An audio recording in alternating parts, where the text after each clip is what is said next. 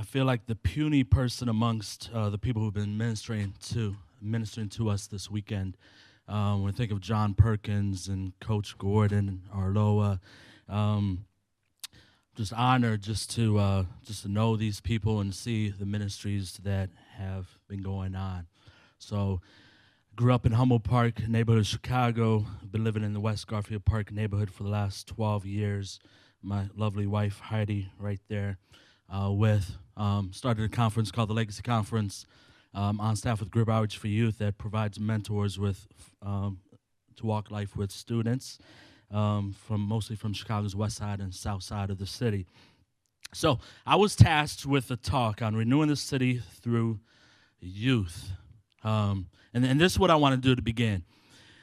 Let's say you were given a call to go to some unreached people groups around the world. And you were taken there and dropped off there, and you were given 3 years to start a church, to train up leaders, and then to leave out 3 years later. Who would you look for? What kind of people would you look to invest in that context? Toss out some ideas.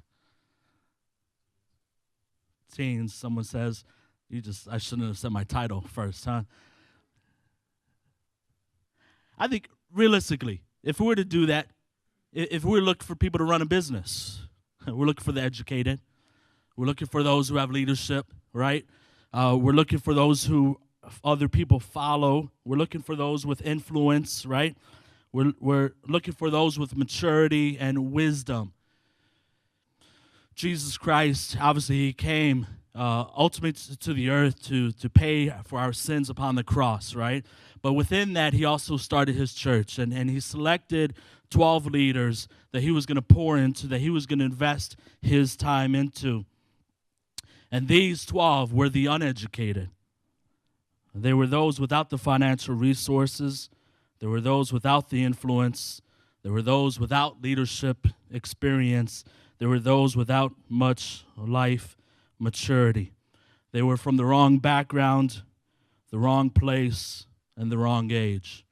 Here, these 12 individuals, fishermen, a tax collector who collected taxes for the Roman government, Simon the Zealot, who would carry a dagger around just in case he got close enough to a Roman official. These are the individuals that Jesus chose. And we would think, Jesus, you probably should take some business classes. You should probably take some leadership development classes because you're picking the wrong people. It doesn't make sense, Jesus, what you're doing. They were from the wrong place even. In Israel, Galilee, the northern part of the kingdom, was the unwanted part. It was the place where people would say to Jesus, no prophet comes out of Galilee, right? No, there were no expectations coming from that place. And yet, exactly, that's where Jesus chose his leaders. That's where Jesus chose to be raised at. Not only did other people think of Galilee in that way, but the Galileans had the same understanding of themselves. When the disciples started to come to Jesus, Andrew finds Nathanael, and Nathanael sees Jesus, and he's told that this is the prophet that we've been waiting for and expecting. And Nathanael's response is, can anything good come from there? And the crazy thing is that Nathanael himself was from there. He was from Galilee. And so all these ministries that you've been hearing about, we were working with the people that the world expects little of, if anything. But not only does the world have low expectations, oftentimes they start to believe the lies themselves. Growing in Humboldt Park, I know about that. I know that there was nothing expected of me, so I didn't have much expectations of myself. And so I needed individuals who walked in my life, who gave me hope, who walked with me and gave me a vision of what God could do. Not only were these individuals the lowly things of the world that God would use to shame the wise, these were most likely teenagers. And I always heard that kind of said at youth conference and stuff. You know, the disciples were teenagers. I never quite knew where that came from, but started to study for this talk. And Jewish custom, a child would go through school from age 5 to 15. They would study the Torah, they would study the scriptures and so forth. And at the age of 15, they had two options. One option, if a rabbi thought that they were worthy of their time, they would take them under their wing. It was, I guess, like today's grad school. Or they enter into the workforce. So we know that they had to at least be 15, but again, these were people that the rabbis overlooked. Said, you're not worthy of my time. In Jewish custom, men typically were married by age 18. We see, at least in scriptures from what is proclaimed, is Peter is the only one that we know was married, because they went to Peter's mother-in-law's house where Jesus healed her. In John 13:33, Jesus called them little ones. You don't typically walk up to an adult and say, hey, little one, right? And then, this is what sold it for me. When the Pharisees came to Jesus and his disciples and said, why don't you guys pay the temple tax? Because the temple tax was a tax that was paid according to Exodus 30, anyone 20 and over. And Jesus says, you know what, we don't really have to pay the temple tax. But he told Peter to go to the water, grab the fish, right? Take the shekel out from the fish's mouth so that you could pay for me and you, Peter. So Peter could have only been the only disciple who was over 20. So again, in my understanding, these disciples, these leaders that would lead the church, that would start the church, that would expand the gospel to the ends of the earth, were between the ages of 15 and 19 years old.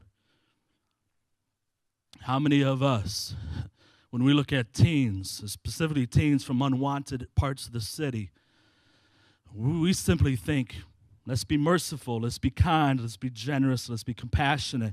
But how many times do we think that these are the ones who are going to lead the church? These are the ones who are going to lead our city. These are the ones who are going to lead our country and the world. Why teens? I was trying to wrestle through this. Why did Jesus choose teenagers? I mean, didn't he understand teenagers?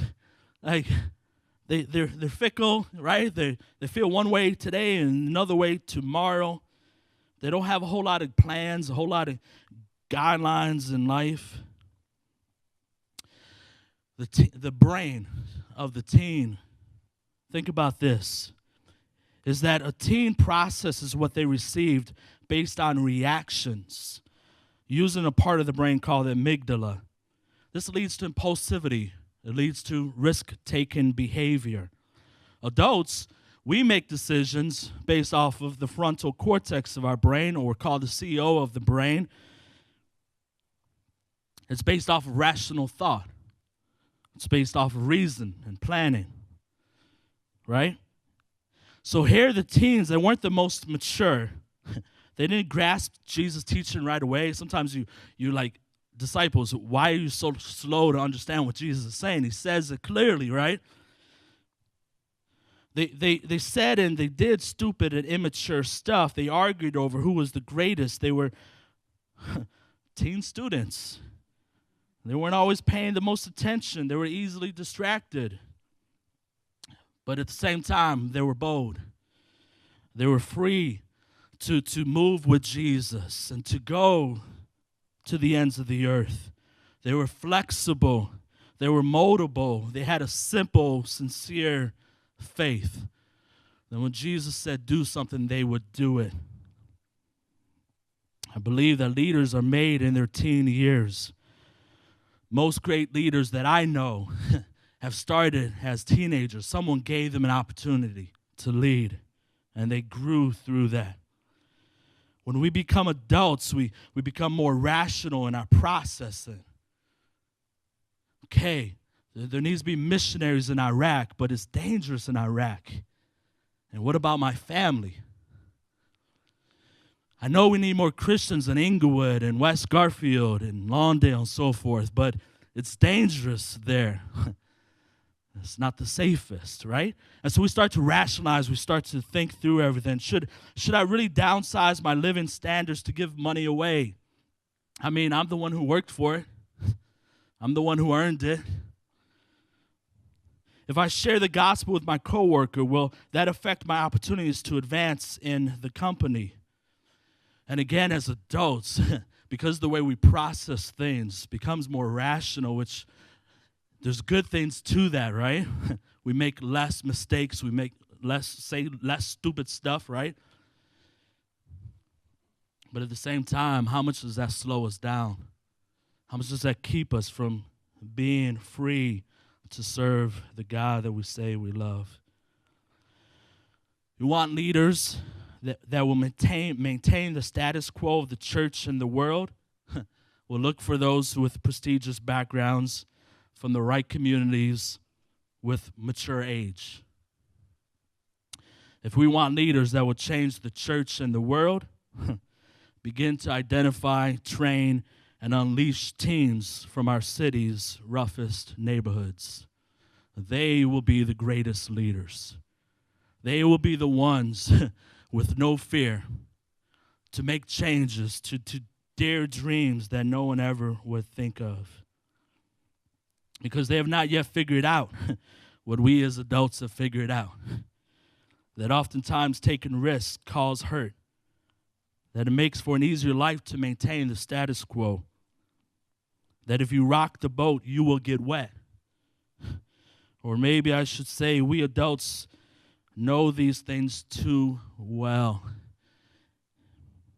Jesus grew his 12 leaders from unfocused adolescents, as adolescents ignored by the world, to driven adults that would change the world. I grew up in Humboldt Park in a broken family, and most of my friends were joining the gangs and going down different paths of life, and I believe I would have followed them as well if it wasn't for an individual by the name of Paul Terry, a carpenter by trade, who lived in the neighborhood, who started taking me under his wing and started showing me a different life. He started speaking the gospel into me. He started showing me a different way. It was through him that I came to Christ, and 2 years later, he would move to another city, and another individual by the name of David Whittier. David Whittier saw me at age 14 years old and said, you know what? I've seen God work in your life, and so I'm going to teach you how to lead a Bible study and walk life with other students. And so me and my best friend Carlos, he charged us with a group of about 6 or 7 students. We're 14, they're 8, 9, 10 years old. I said, here, go. I want you to start leading them. As a 14-year-old, I was nervous. I felt overwhelmed. I felt ill-equipped. I made some mistakes. I said some stupid things. But yet God used those formative years to shape me and grow me. He used Dave Whittier and Paul Terry in my life to speak vision to me, to show that God could use me. He could do things through me. I remember teaching one of my first large group Bible studies to a group of about 40, 50 students. And I'm teaching, I'm nervous, and those who know me know I'm just a quiet, reserved. I was even more quiet and reserved back then. And so I'm teaching this group of students in Humboldt Park, and Dave Whittier's in the back with a yellow legal pad and writing down notes the whole time. And so I'm starting to shake even more, starting to sweat, starting to get nervous, right? One time, during the middle of the lesson, he stands up and he corrects something that I said. Afterwards, he gives me this debrief, right? Now, no matter how difficult that was, he had high expectations for me. Again, he knew that God could work in the midst of my life. Our city, specifically the west and south side of the city, is filled with great potential of leaders that could change the world, that could change our churches, that could take it from the way things are, could take the status quo and make a new world. But they need us to walk with them. They need us to believe in them. They need us to speak life into them.